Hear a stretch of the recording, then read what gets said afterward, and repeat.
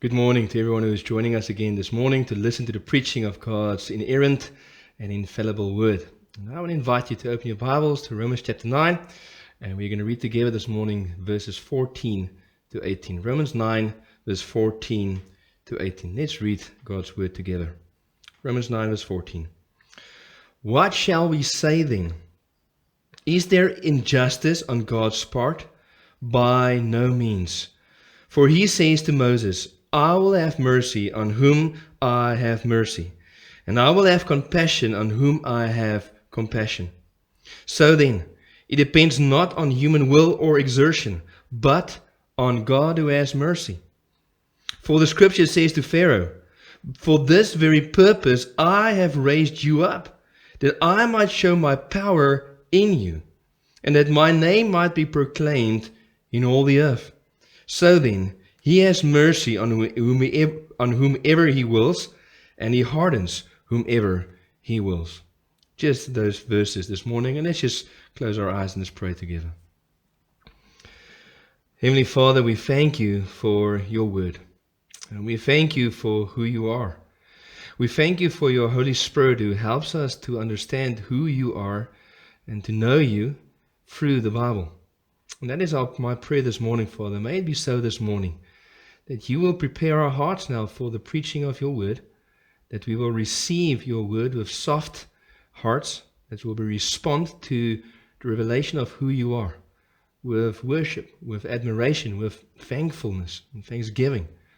And may you be glorified for the preaching of your word. Father, I know this is a difficult passage for some to hear, but I do pray that you will help them to rejoice in who you are. Pray to the glory of your name. Amen. Now, it is only through the Bible, through the Word of God, that we are able to have any accurate knowledge of God, who He is. Without the Bible is God's self-disclosure, His self-revelation, by which He makes Himself known to us. Without the Bible, we cannot know God for who He truly is. Many people today try to know God through their own insights, through their own opinions, through their own reasoning, through their own philosophies, and also through their own feelings and experiences in this world. And that is all well and good in its proper place, but we need to realize that whatever we believe about God based on our own insight, our own opinions, our own reasonings and philosophies, even our own feelings and experiences, that does not bring about who God truly is, and it doesn't change God for who He is. God is God, irrespective of my opinion, my reasoning, my philosophy, even my feelings and experiences. None of those things brings about an accurate knowledge and understanding of who God is. And many people today struggle to know the one true God because they are not submitting to His self-revelation, His self-disclosures. God saying, this is who I am. Worship me or reject me, but I'm not going to change. You're not going to change me. And that's very important to understand. You see, God is who He is. And we can choose either to worship Him in truth and in spirit, or we can decide to change God in our hearts, to make an idol of God in our own hearts so that we can worship God for who we want Him to be. However it may be, we will not change who God is. God is God. And the reason why I start with this is when it comes to the sovereignty of God, and specifically the sovereignty of God in salvation, there's many Christians who are very uncomfortable with what God reveals about Himself when it comes to sovereignty and sovereignty in salvation. Many people who very well-meaningly, but erroneously, wrongly, try and change God in this aspect so as to make God more acceptable for themselves or for the culture, whatever it may be. And we need to guard against that. You see, when we talk about the sovereignty of God, we talk about God who has the right, who has the freedom, and who has the authority and power to do with His creation whatever pleases Him. Can I say that again? When we talk about the sovereignty of God, we talk about that God has the right, He has the freedom, He has the power and the authority to do with His creation whatever pleases Him.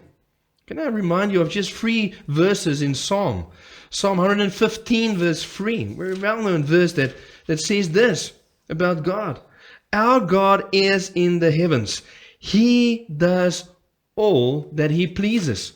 Psalm 135 verse 6 even elaborates on that and says, whatever the Lord pleases He does, in heaven and on earth, in the seas and in all deeps. And one of my favorite passages or verses explain to us how sovereign God is over the nations, that even the will or the schemes or the plans of the nations is thwarted by God if He wants to, is Psalm 33.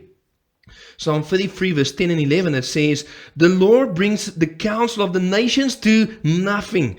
He frustrates the plans of the peoples. Verse 11, the counsel, the plan, the purpose of the Lord stands forever. The plans of His heart to all generations. You see, that is what we mean with sovereignty. God has the right, the freedom, the authority and power to do of His creation whatever pleases Him. Here's what a few other biblical preachers say about God's sovereignty. Just want to give you 3 quotes. First one says this: the sovereignty of God means that God the Creator does what He pleases, and creation can do nothing about it. God has absolute freedom to do what He pleases with us. Another preacher says it this way: the sovereignty of God is His absolute independent right of disposing of all creatures according to His own pleasure. And then the last one says this: God is God and does exactly what God wants to do. He is sovereign, and that is to say, He is the Most High. That is to say, He is the absolute King. That is to say that He is the ultimate authority doing His will in heaven and in earth. No one can prevent it, and no one can argue with it. You see, God is sovereign over everything in His creation. Also, He is sovereign over salvation. God is sovereign in salvation. And just when He says He does everything He pleases in all the heavens and in all the earth, it means it includes salvation as well. He is sovereign in salvation. And therefore, Romans 9 is one of those chapters that deal with the sovereignty of God.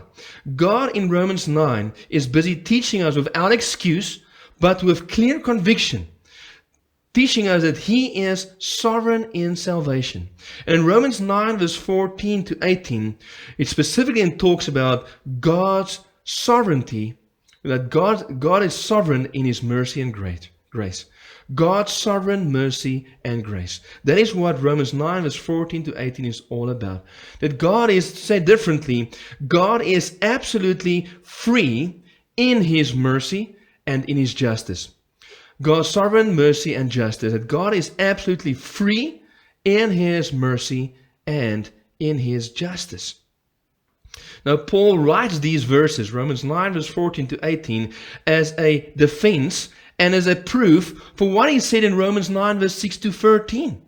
In Romans 9 verse 6 to 13, Paul was busy explaining why it is that every Jew, everyone who is part of physical and visible Israel was not saved. And the reason why everyone was not saved, or every Jew was not saved, Paul's saying, is not because the word of God failed. No, you see, he started in Romans 9 verse 6 and saying, but it is not as though the word of God has failed. You see, the reason why every Jew is not saved is not because God's word failed, but rather there's another reason. And Paul goes on to say, no, Romans 9 verse 6, for not all who are descended from Israel belong to Israel. And he explains that and saying, here's the reality. Every physical Jew is not part of the spiritual and real Israel. And the reason why that is because, not because God's word failed, but because of God's unconditional election. Paul says that God is the one who decides whom He wants to save. In Romans 9 verse 11, he gave out a very clear statement about that when he talked about Jacob and Esau. He says this, Romans 9:11. He says, though they were not yet born, and had done nothing either good or bad, in order that God's purpose of election might continue, not because of works, but because of him who calls. She was told, verse 12, Rebekah was told, the older will serve the younger. You see, here we find the reality that God chose Jacob and not Esau, not because of anything they done. And we call that unconditional. Unconditional election. According to God's purpose in election, he chose Jacob and not Esau. And in verse 13, Paul then quotes Malachi 1 verse 2 and 3, that very unnerving verse that says this, Jacob I loved and Esau I hated. Jacob I loved and Esau I hated. And Paul, knowing that this kind of statement, and please note, it's not Paul's opinion. He's just quoting Malachi. He's just quoting what God said through the prophet Malachi. Jacob I loved and Esau I hated. And Paul knows from experience that when he preaches about God's unconditional election, he anticipates that there will be a question. He anticipates there will be an objection. As you can even go as far to say he anticipates that there will be a objection to who God is. There will be someone who brings a conviction, who brings an accusation against God. And what is that? Well, the following, namely, but that's not fair. That's not fair. If God chooses to love Jacob and hates Esau, not based on anything that they have done, that's not fair. And Paul is anticipating this response, this question, this objection, this accusation, if you will. And that is what Paul then responds to. And he answered this question in Romans 9 verse 14 to 18, and proving that God is sovereign, meaning he's got total freedom in his mercy and in his justice. You see, here is the structure of Romans 9 verse 14 to 18. Here's the structure. Here's how the passage flows. In verse 14 we find this question. Is it then, can we say, is there any injustice in God? Is there any injustice in God's part? That's the question or the accusation, verse 14. And then Paul answers in verse 14 and he goes on to give his first biblical response and reaction in verse 15 by quoting Exodus 33 verse 19. So verse 15 is just an Old Testament quote. And from that we find the first conclusion or application in verse 16.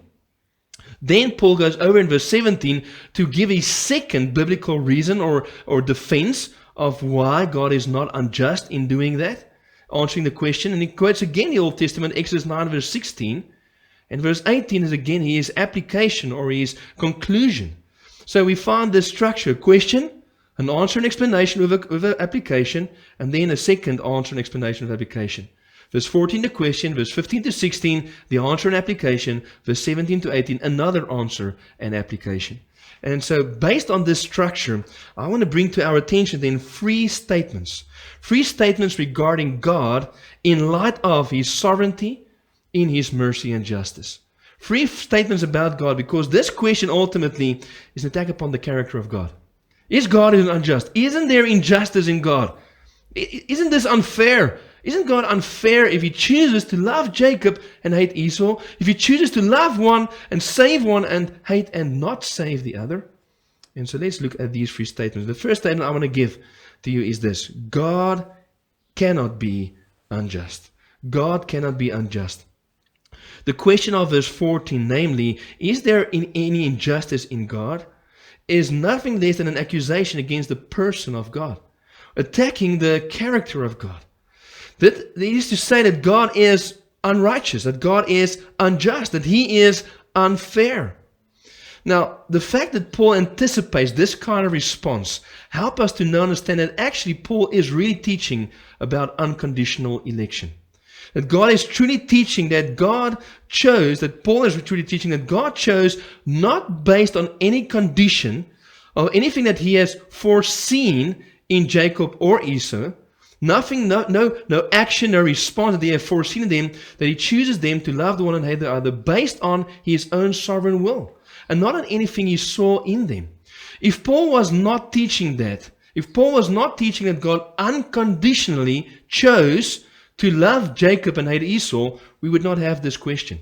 You see, if Paul was teaching that God foresaw that Esau would respond to him in faith and obey him, and therefore God loved Jacob, but that God foresaw that Esau would not respond to God with faith and obedience, and therefore God hated Esau, we would not have this response of, well, that's unfair. No, so, well, that makes, for us as humans, completely sense. Yeah, that is fair. So Jacob did not choose God, and therefore God, or Jacob chose God rather, and therefore God loved him. Esau did not choose God, and therefore God hated Esau. That would make sense. That would be fair for us from a human point of view. But the fact that God is saying, that Paul is teaching, no. No one did anything. God, before they did anything, not because God foresaw any faith or unbelief, not because God foresaw any obedience or disobedience, but because he wanted to.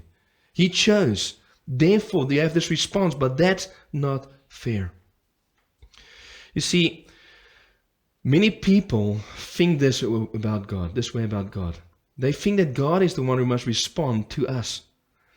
And it's because of the truth that God chose Jacob and not Esau. And that he chose Jacob based on his free and sovereign will, and nothing because of what Jacob did or chose. That the people will want to respond and say, but that is not fair. That is unfair. And this kind of response is grounded in two wrong assumptions about God and salvation. How God relates to salvation. Two wrong assumptions people have in their hearts very often and in their minds. And I just want to share those two. The first wrong assumption people have is this: that people assume that God is not sovereign in salvation. That the will and choice of people can make the will and choice of God, it can thwart the will and choice of God. It can stand against the will and choice of God. Many people believe and even teach that God in his sovereignty chose to limit himself in his sovereignty, whereby he can do nothing against the free or freed will of men. When it comes into salvation, God can only, according to this wrong assumption, God can only save those who choose out of their free and freed will to believe in God. God can only save those. In this case, if this were true, God will be the one responding to the will of man. God will be the one saying, well, I can do nothing unless man wills something. I cannot save someone unless this person, out of his free or freed will, respond to me. Then I can save them. And the Bible says it's the other way around. God does not respond to the will of man. No, man must respond to the will of God. That's always the way in the Bible. God is the sovereign. He has a will, and man must respond to the will of God. God is not responding to the will of man. No, man responds to the will of God. Can I give you just three passages in John? John chapter 6 is one of the gospel that explains to us God's sovereignty and salvation the most clearest. And Jesus taught that God is sovereign in salvation. And that God is the one who initiates salvation. Man must respond to the will of God. God has a will, and man must respond. And one of those verses is John 6, verse 37. That says this: all that the Father gives me will come to me, and whoever comes to me I will never cast out. And please know the order. All that the Father gives, the Father is the one doing the willing in his sovereign free will. He wills. All that the Father gives me, Jesus says, will come to me. It will respond. And everyone who comes to me I will never cast out. John 6 verse 44, another verse that says this: Jesus says, no one can come to me unless the Father who sent me draws him. No one can will to come to me. No one can respond unless God first wills to draw them to Jesus. Also in John 15 verse 16, that well-known verse that Jesus says to the 11 disciples after Judas, the false apostle, the false disciple went out. He says to the 11, the true disciples, John 15 verse 16, the first part, you did not choose me, but I chose you. And so that's very clear. I mean, that's just two references from John saying that, yes, what we must understand, God wills, and then we respond. And so the assumption is wrong. The assumption is wrong that God has limited himself only to be able to respond to man as man exercises his free and freed will in salvation. It's a wrong assumption. A second wrong assumption people have about God and salvation is this: that that every person rather has an equal right to be offered salvation. Every person has an equal right before God to at least be able to choose if they want to respond to God's mercy or grace. People have this assumption that if God gives one person mercy and grace, then He owes it to everyone. He at least must make it available for everyone. At least He must make it available that everyone can choose whether they want to have God's mercy or grace. And that's a wrong assumption people have. And they believe if God doesn't do that, then He is doing people an injustice. If God chooses to give mercy to one person and not give mercy to another one, they have an assumption because God then owes it. He gave mercy to one, He owes it to another one. If He doesn't give it, He's unfair. And that's a wrong assumption that people have about God. That if He doesn't give mercy to everyone and makes it available for everyone, the assumption is He is actually withholding something that everyone deserve. Something that everyone has a right to. And the question is, well, is that true? Is that the case? When God chooses to save one person and not another person, is He busy being unjust? Is He busy doing something that's unfair? Is He busy withholding something from the one whom He's not saving? Is He busy withholding something that this person deserves? And Paul's reaction in Romans 9 verse 14 is very strong, the strongest. He asked, what shall we say then? Is there injustice on God's part? When God chose to love Jacob and hate Esau, was God busy being unjust towards Esau?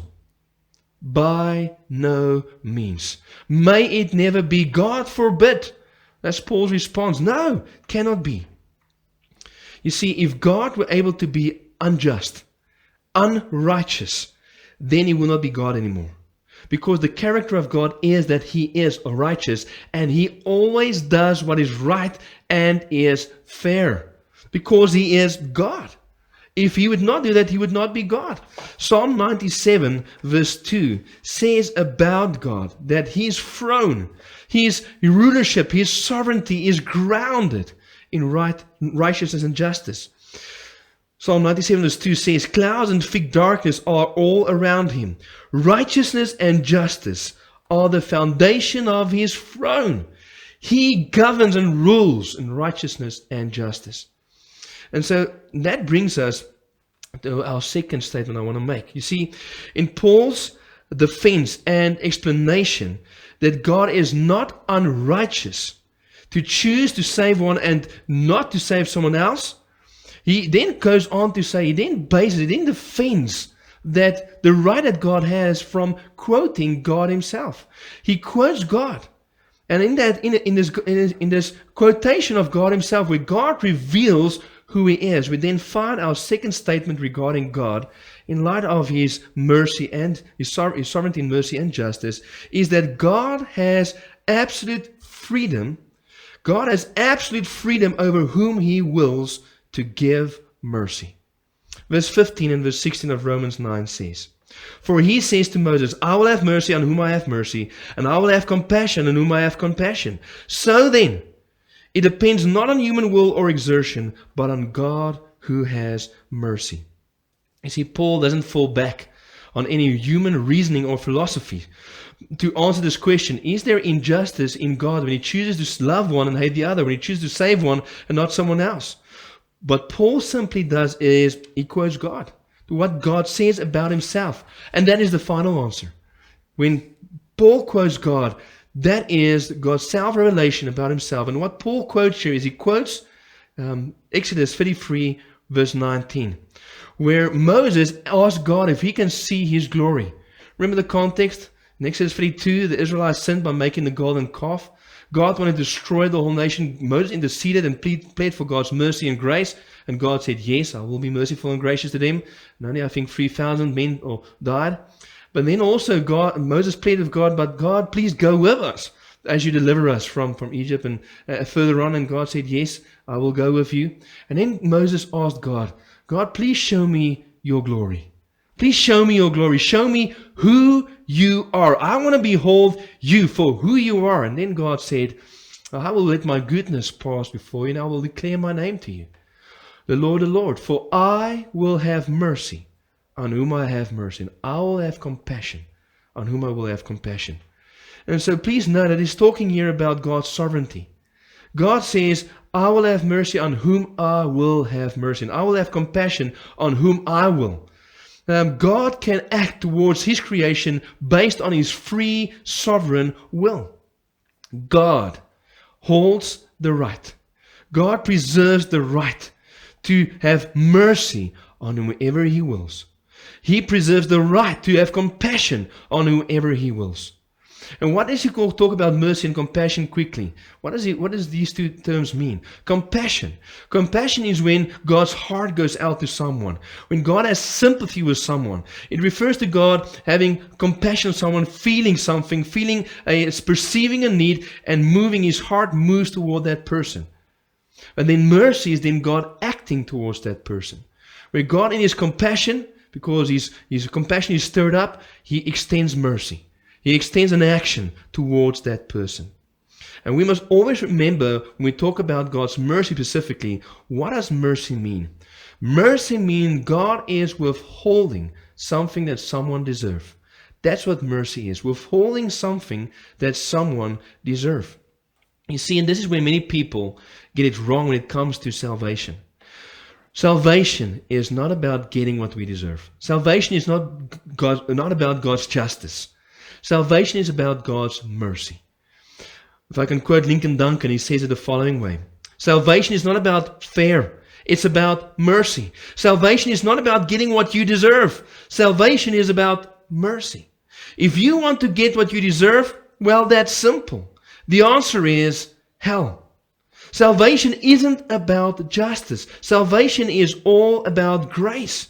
If we demand strict justice, what is fair, then punishment, judgment, God's ban, God's curse, God's hell is what we get. If people want to stand before God and say, God, you must be fair to everyone, everyone will go to hell. Salvation is not about God being just. It's not about God's justice towards everyone, giving what is fair to everyone. No, it's about God being merciful. Our cry should not be, God, you must be fair to all people, and your justice demanded, you must give everyone what they deserve. It's true, that's what justice demanded. We must plead, God, please do not give us what we deserve. Please be merciful. Salvation is about God's mercy, and God holds the right to extend mercy to whom he will, because he owes it to no one. If God were to owe mercy to anyone, it will not be mercy anymore. Mercy is grounded upon getting or withholding what you deserve. God deciding not to give you what you deserve. You don't have a right to that. It's God deciding to be merciful. If God therefore give mercy to one person and save that person, and he doesn't extend mercy to someone else and doesn't save them, he is not doing any injustice to the one he is saving, because he doesn't owe mercy to that person. I hope that is clear for you. I hope you understand that. God is not being unjust when he doesn't choose to save someone, because they do not deserve God's mercy. God has simply decided to give them what they do deserve, namely his justice. And flowing from this truth about God, God saying, I will have mercy on whom I will have mercy. No one deserves my mercy. I have the right to choose whom I want to give mercy because it's undeserved. And flowing from this, Paul then makes the first application and conclusion in verse 16. So then, it depends not on human will or exertion, but on God who has mercy. And the question is, what is this it referring to? So then it does not depend on any human will or exertion, but on God who has mercy. The it refers to, I believe, refers to salvation. It refers to God's election. It refers to receiving mercy from God.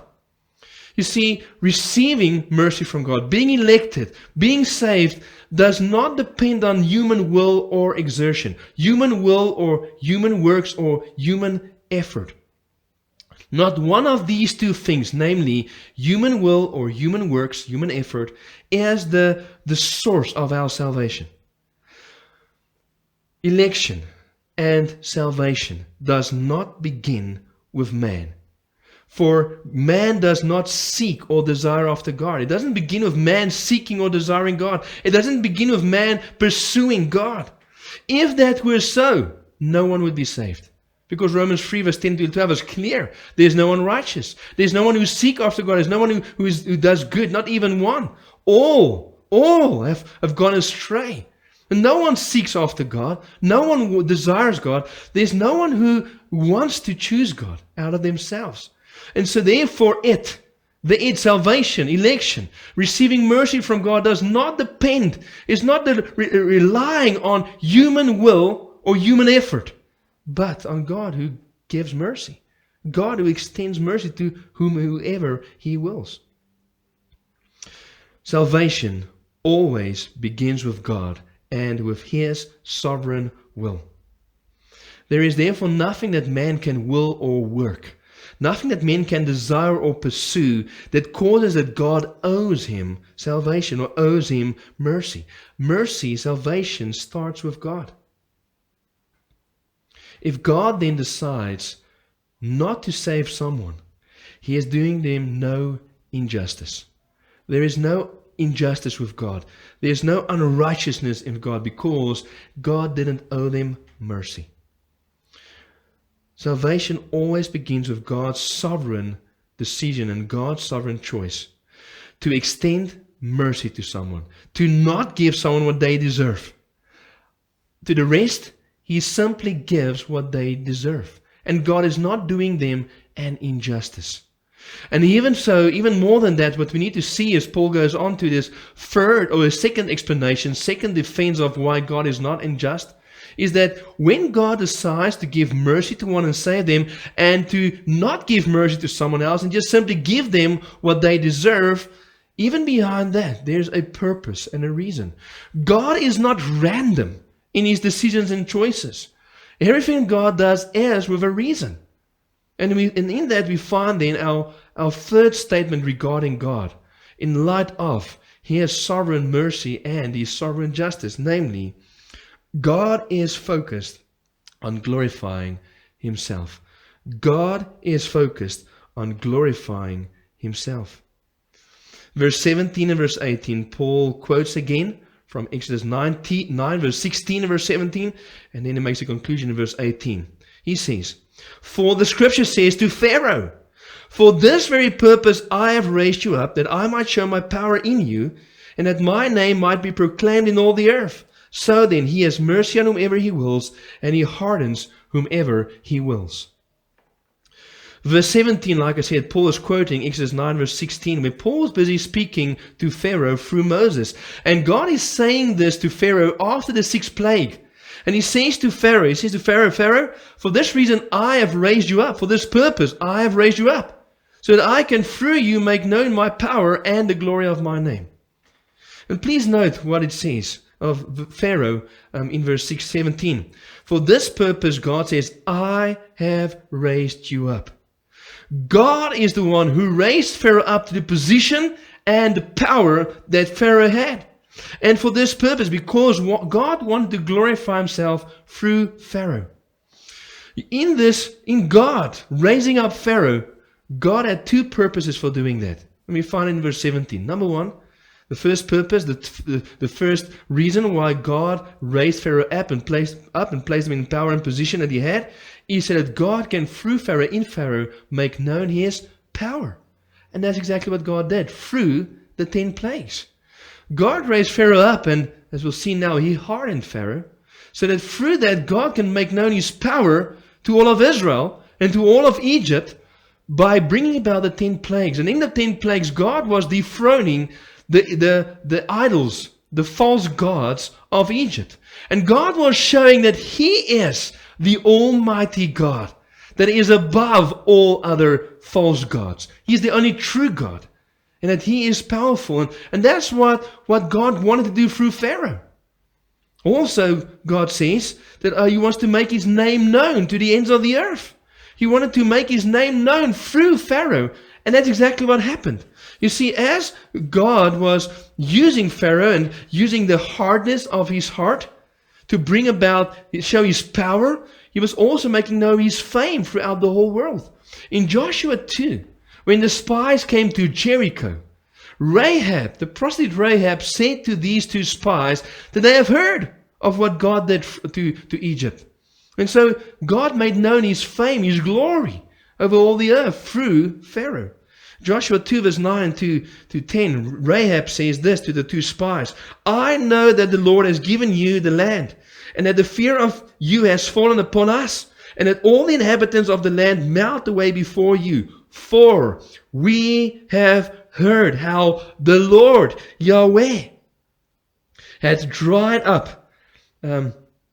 Verse 10. For we have heard how the Lord dried up the water of the Red Sea before you when you came out of Egypt. God made known his fame, the glory of his name. He made known his name, the Lord Yahweh, through using Pharaoh. You see, for this twofold purpose, God decided to give Pharaoh not mercy, but his sovereign justice. God decided to harden Pharaoh's heart. God decided not to give Pharaoh mercy, but to give Pharaoh justice. Because through that, he wanted to glorify himself. God decided to not give Pharaoh mercy, but rather to leave Pharaoh in his sin, and to give him his sovereign justice, to give Pharaoh simply what he deserved. Stephen Cole says it as follows. As the righteous sovereign ruler of all, God has the freedom to harden sinners for his greater purpose of displaying his glory and power in righteous judgment. And that's what God did with Pharaoh. Now, if you have read Exodus, you know that the book of Exodus also talks about Pharaoh that hardened his heart. And so that brings the question, which one happened first? When did God decide to harden Pharaoh's heart? Was it before or after Pharaoh decided to harden his own heart? And the answer we very simply find by going back to the Bible and going back to Exodus 4 verse 21. Exodus 4 verse 21 is the first place in Exodus where we read about Pharaoh's heart being hardened. Either then we will find out now which one came first, God deciding or Pharaoh deciding. In Exodus 4 verse 21, we read this. Exodus 4 verse 21. And the Lord said to Moses, when you go back to Egypt, see that you do before Pharaoh all the miracles that I have put in your power. But I will harden his heart, so that he will not let the people go. The context of Exodus 4 is Moses is not yet in Egypt. Moses has not yet spoken a word to Pharaoh. Moses has not yet uttered the well-known chorus, let my people go. Pharaoh had no idea what was coming. He had no idea that Moses would return and would come and now make this claim and make this, bring this a command from God saying, Pharaoh, God commands, let my people go. Pharaoh had no opportunity to even start hardening his heart. And God says, but I will harden his heart. Why? For this purpose. Exodus 9 verse 16 later God says, for this purpose I have raised you up. For this purpose I have raised you up and hardened your heart, so that through you, in you, I may make known my power, and through you I might make known my name to all the earth. Now please note, when God decided to harden Pharaoh's heart, he was not making a good man a bad man. Pharaoh wasn't a God-fearing, God-honoring, God-worshipping man, and then God came and hardened his heart. No, Pharaoh was an idolater. Pharaoh was a sinner just like us. His heart was already hard before he got even harder, because every one of us that is born a sinner into this world is born with a heart that is hard towards God. Ezekiel 36 verse 26 talks about New Testament conversion. It talks about God causing someone to be born again. In Exodus 36 verse 26, God says, I will take out your heart of stone. I will take out the heart of stone, the heart that is dead and hard towards me, and I will then put in a new heart, a heart of flesh. So when God hardened Pharaoh's heart, he was not making Pharaoh was a good man, a bad man. No, Pharaoh was a bad man. He was a man with a hard heart. And God decided to pass him by and leave him with a hard heart. And he hardened his heart further so that when Pharaoh saw God's glory on display through the 10 plagues, Pharaoh would not soften his heart and repent.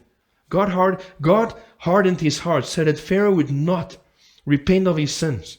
So that Pharaoh would not respond to the revelation of God and be saved. God decided to leave Pharaoh in his sins, to harden his heart and not give him mercy. That's what God did with Pharaoh.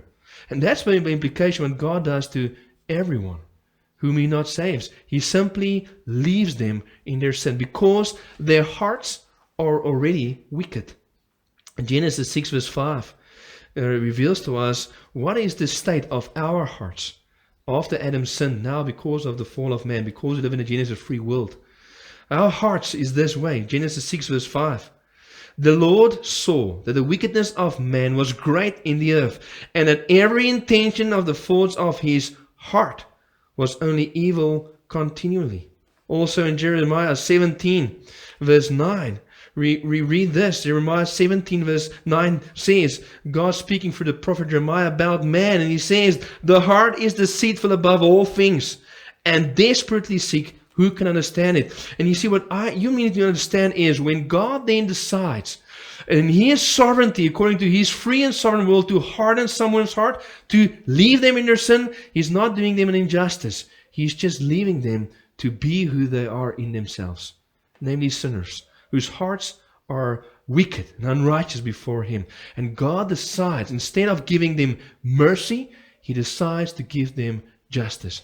And God is sovereign. He can give mercy to whom he wants to. And then Paul goes on to make this conclusion.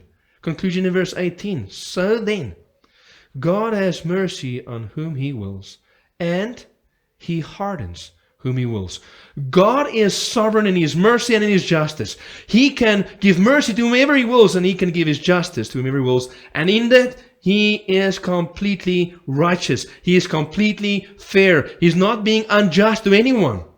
As a matter of fact, he is giving the one who is in his sin what he deserves. And the only thing that we can accuse God of is not being unjust, but being too gracious, being too kind.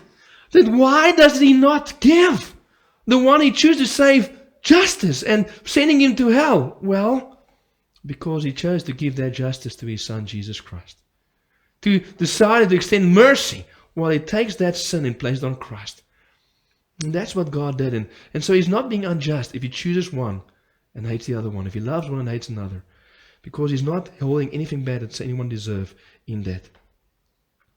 God is then in no way being unrighteous, unfair, when he chooses to save one and not the other.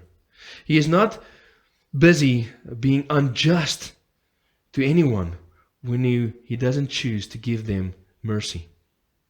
When he leaves them in their sin. When he passes them by, when he hardens them. He's not doing them any injustice, but they simply then get what they deserve. And so please know these three statements about God. In his sovereignty, in his sovereignty, in mercy and justice. God cannot be unjust. God is completely free to choose whom he will give mercy. And God is focused on glorifying himself. Let me close then very quickly with 4 implications for us. See, there's nothing for us to obey from this passage. There's only certain things that we need to realize. 4 implications that we close with. And here's the first one. Implication number 1. Realize that God is God. And he can do with his creation whatever he wills. Very straightforward, very clear. God is God. He is sovereign. And he can do with his creation whatever he wills.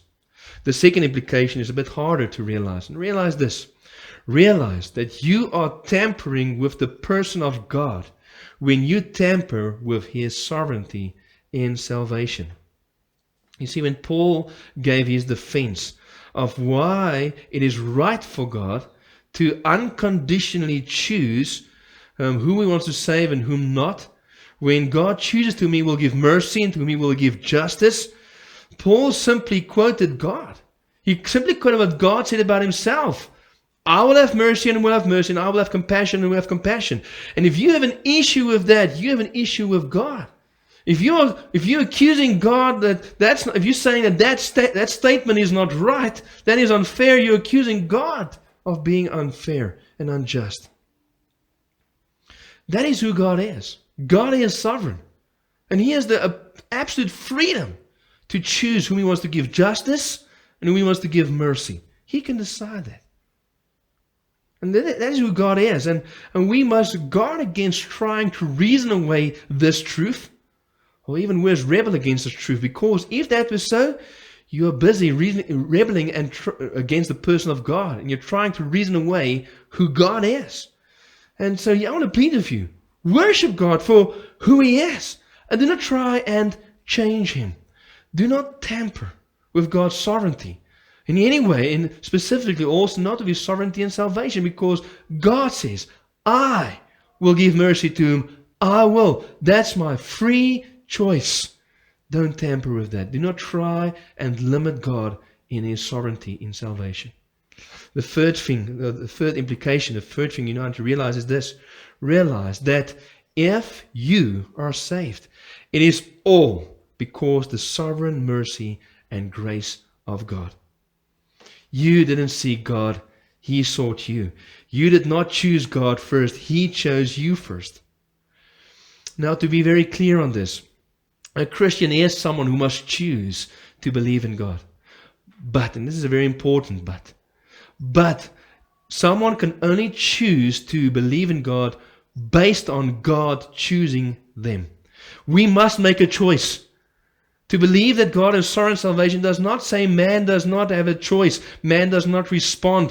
What it is saying is that unless God chose first, we would not have a choice. We are dead in our trespasses and sins. We don't have any affection or inclination or any desire for God because of our sinful, wicked hearts. But when God chooses, He is the one who brings life and enables someone to be able to respond and choose God, to exercise their will that God then makes new and gives them a desire for God, to exercise that will and choose God. But if you have made that choice, it's not because of you. Remember verse 16. Therefore what? Salvation, election, receiving God's mercy and grace, it does not depend on human will or exertion, but on God who gives mercy. And so realize that if you are saved, it's because God in His sovereignty, out of His free will, chose to extend mercy and grace to you. Not because of anything in you, because of anything you deserved.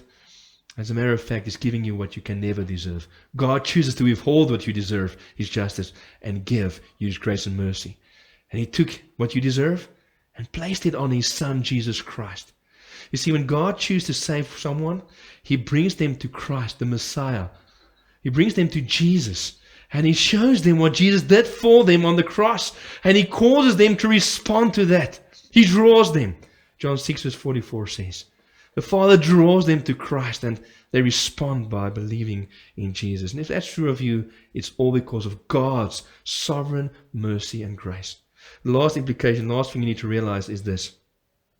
Realize that God's primary goal with your life and everyone else's lives in this world is the glory of His name. God is sovereign in His mercy and in His justice.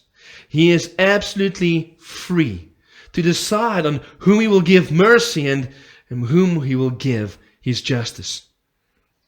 He does that according to His will, His plan, His purpose, so that He will be glorified in both.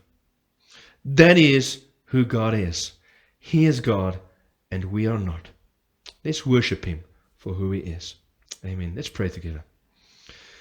Our Heavenly Father, You are the sovereign God. You are who You are. In Exodus 3, that's what You explained to Moses when he came and said, whom shall I say? Who sent me? And You simply said, I am who I am. I am the God who gives mercy to whom I want to.